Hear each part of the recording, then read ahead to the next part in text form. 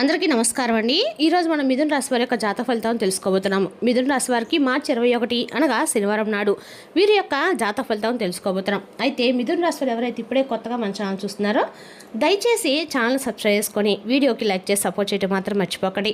మరి వీడియోని ఎక్కడ కూడా స్క్రిప్ట్ చేయకుండా చివరి చూసినట్లయితేనే రేపటి మీ యొక్క దినఫలిత ప్రకారము ఎటువంటి శుభఫలిత కలగబోతున్నాయో, ఎటువంటి ప్రతికూలను అనుకూలంగా మార్చుకోవడానికి ఏ దేవతారాన్ని చేస్తే మీకు అనుకూలంగా ఉంటుందో ఇటువంటి వివరాలను కూడా వివరంగా తెలుసుకుందామండి. కాబట్టి వీడియోని ఎక్కడ కూడా స్క్రిప్ట్ చేయకుండా చివరి చూడండి.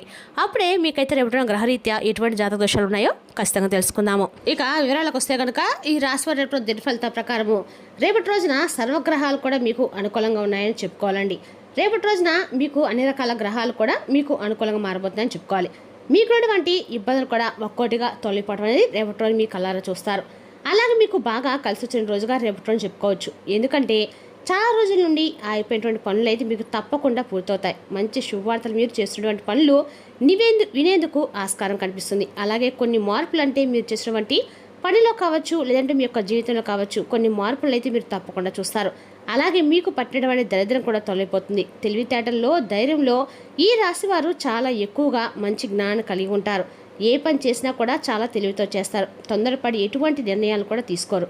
అయితే వీరేంటంటే కొందరిని నమ్మటం వల్ల విపరీతంగా మోసపోతూ ఉన్నారు.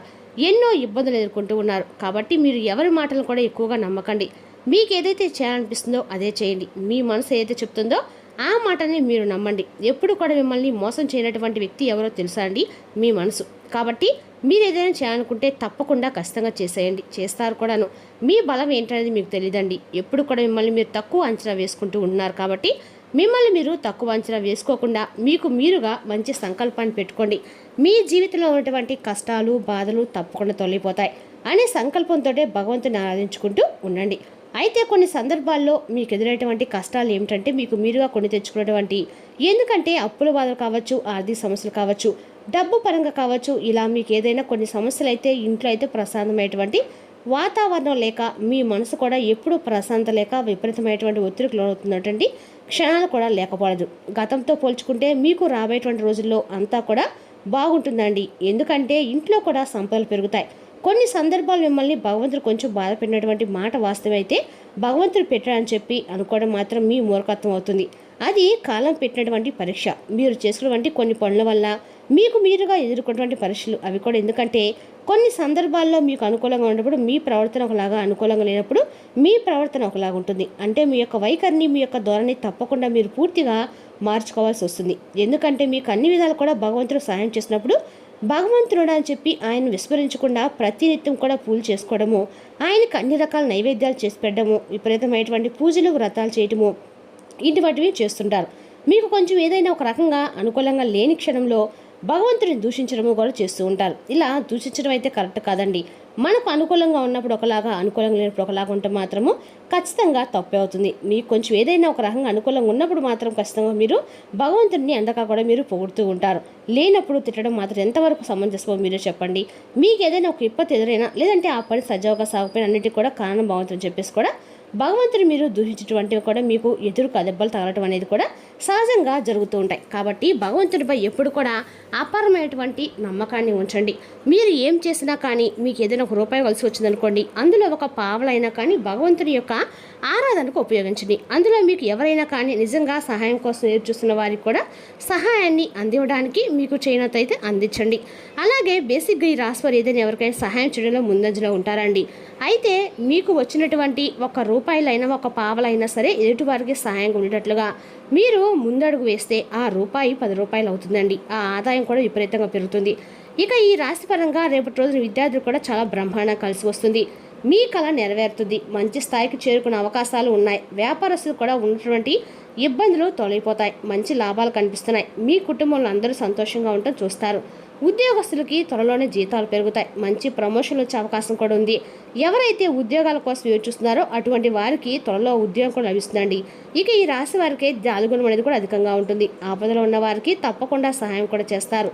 నా అనుకుంటే వారి కోసం ఏదైనా చేస్తారు. వారికి ఏ కష్టం వచ్చినా తోడుగా ఉంటారు.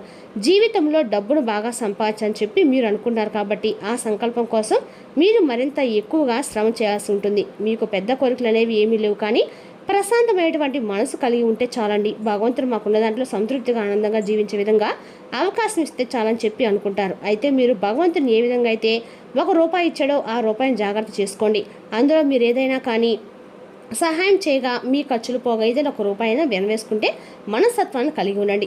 ముందు రోజుల్లో మనకు ఏ అవసరమైనా కానీ చెప్పిరాదండి. కాబట్టి మనం ఏదైనా కానీ ₹1 జాగ్రత్త చేసుకోవాల్సిన అవసరం ఉంది. అయితే మీరు రేపటి రోజున అన్ని రకాలు కూడా శివ పూజ చేసుకోండి, దగ్గరలోని శివాలయ దర్శనం చేసుకోండి. మీకు ఉన్నటువంటి చిన్నపాటి అడ్డంకులు కూడా రేపటి రోజున తొలగిపోతాయి.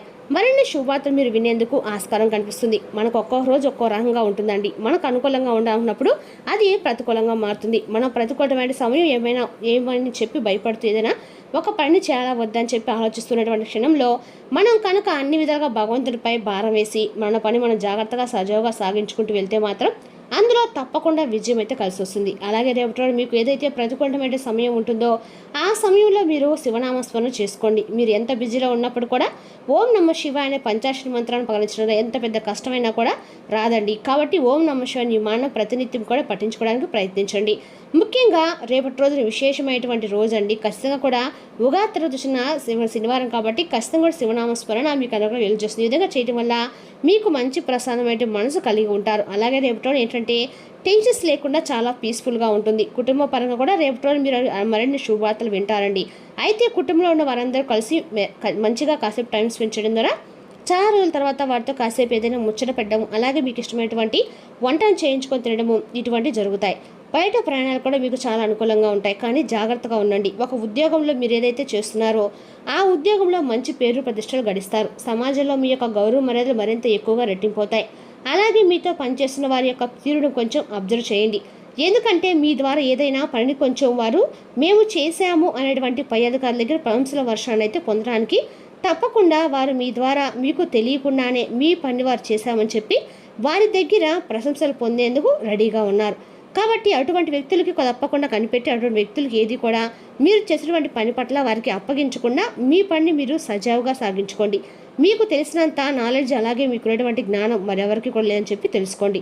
కాబట్టి మీరు చేయవలసిన స్వయంకృత అపరాధాన్ని మీకు మీరుగా తెచ్చుకోకుండా మీరు పనిని చక్కగా సాగించి ముందుకు మీరు పై అధికారులకి మీ పని మీరు చేశామని చెప్పేసి ఒక మాట చెప్పండి. దాని ద్వారా కూడా మీ పని ఎవరు చేశారనేది మీ యొక్క పై అధికారులు గుర్తిస్తారు.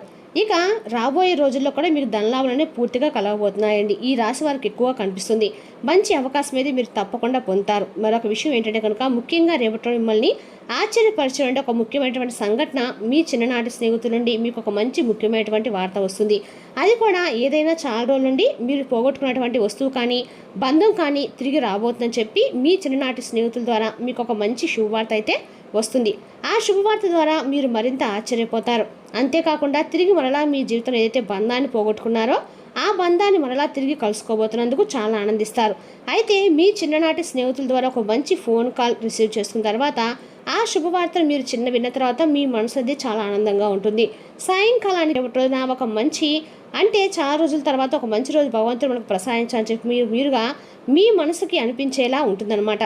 ఓవరాల్గా చూసినట్టు కనుక రేపటి రోజున వ్యాపార పరంగా ఉద్యోగపరంగా వ్యాపార పరంగా అన్ని రంగాల వారికి కూడా అనుకూలమైన రోజని చెప్పుకోవాలండి.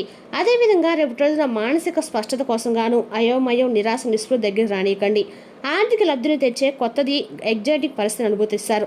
రేపటి రోజున మీరు కొన్ని సమస్యలు ఎదుర్కొంటారు, కానీ అద్భుతాలు జరుగుతాయని కానీ మీరు గతంలో సహాయం చేసిన వారి నుండి ఏమీ ఇక్కడ ఎదురు చూడకండి.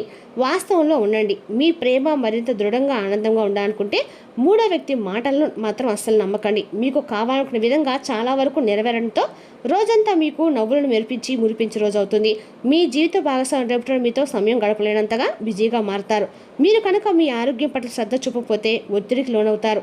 అవసరమైతే అన్ని రకాలు కూడా మీరు డాక్టర్ని సంప్రదించండి.